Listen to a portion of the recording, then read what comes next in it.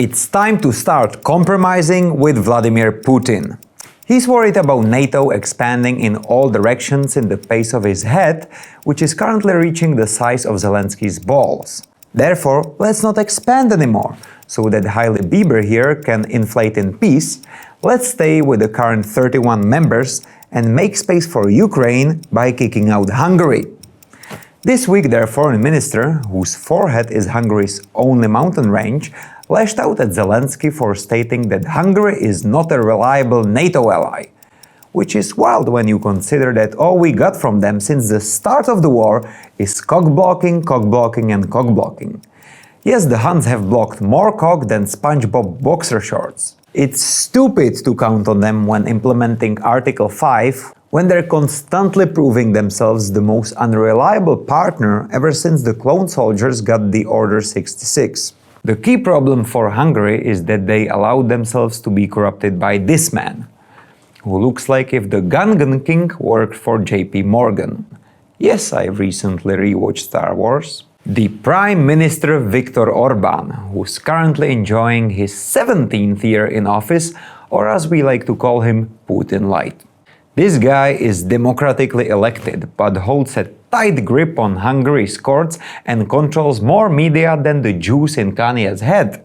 He loves hanging out with totalitarians and is working hard to eventually become one of them, which, fair play man, you really put the dick into dictator.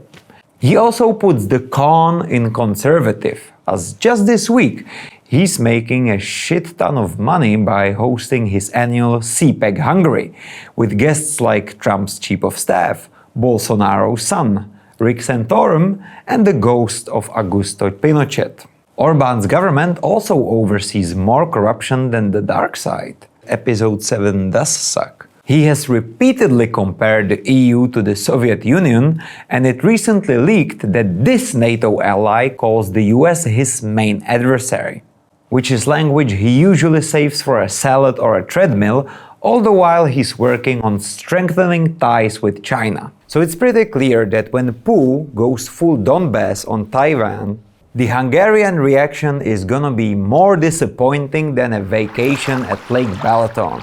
Now, I'm not saying there's nothing great about Hungary. Budapest is an incredible city, and its many public bathhouses are a great place for gay guys to hook up, fall in love, start a family, and then get legally harassed by their neighbors.